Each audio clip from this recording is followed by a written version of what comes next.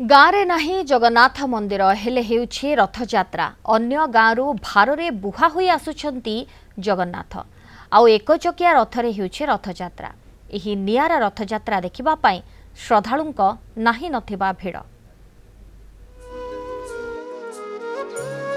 देखंतु एही रथ गोटे चक एही एकचकिया रथरे जगन्नाथ विराजित होई जाउछंती माउसीमा मंदिर। बलांगीर जिला पाटनागढ़ ब्लॉक लरंभा पंचायत खुरीपाणी गाँव में नहीं जगन्नाथ मंदिर हेले काहे केते कालरू होई आसुछि रथयात्रा। अन्य गाँव भारे बुहा होई आसंती ठाकुर। पूर्वरु दूर गाँव जगन्नाथ आनी रथयात्रा करा जाउथिला। 4 वर्ष हेबो ब्राह्मणीपाली गाँव आसुछंती महाबाहु।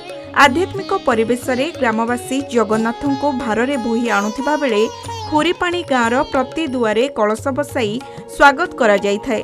जगन्नाथ को गाँ मझिरे थिबा कम्युनिटी घरे रखा जाइथाय। गुंडीचा दिन परंपरा अनुसार देवनीति बढ़िबा परे ठाकुरों को पहंडी रे नहीं रथारूढ़ करा जाए। धूमधाम रे पालित हेउछि रथयात्रा। गौतिया जेनटा करिथिले से नियारा परंपरा के बजाय रखमा आर से जिनिस के सब बेले बचे के रखमा बोली गिरी प्रजा मानकर भी तांकर मनोबल अछि।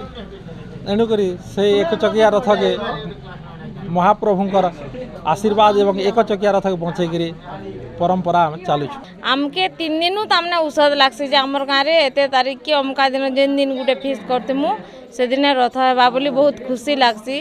और गुटे गर्व भी हमर गाँव जे गुटे चकार रथ हेसी हमर गाँव बेले बहुत लोक जानसन।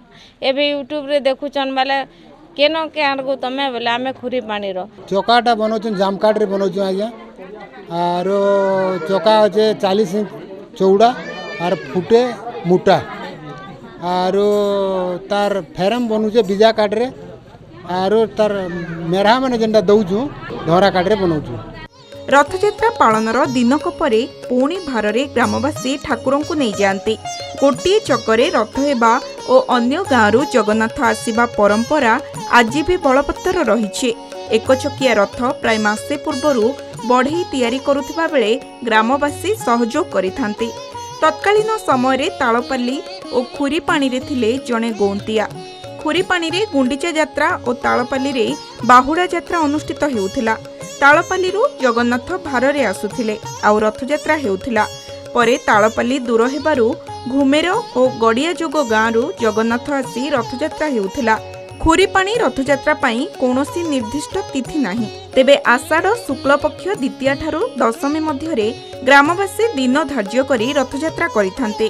आमर ये रथ हेबाटा 1820 मसीहारू है आउ एंता ये एक चके करी करी आमर परंपरा दिन ठानु भी आमे करी आछू सेमानकर जेनटा के चालू थले केतनी केते आज्ञा महाप्रभु आनबार लागि हमको एते खुशी लागसी आर एते जासु ये सीमानी से आज्ञा एक चकिया रथ जेन होछे 1820 मसीहारू परंपरा के बजाय रखी करी आमर पूर्व पुरुष मनकर मेन करी आमर गाँव जेन गौतिया अछन से राजेंद्र सिंह थिले राजेंद्र साहू से तालपाली आउ खुरीपाणी दुई गाँव इटा गौतिया थिले सेटा के स्मृति के रक्षा करी आमे से रथ के तैयारी करूछु। गोटे गाँव भारत बुहा आसछंती महाबाहु गोटे चक्कर होची रथयात्रा।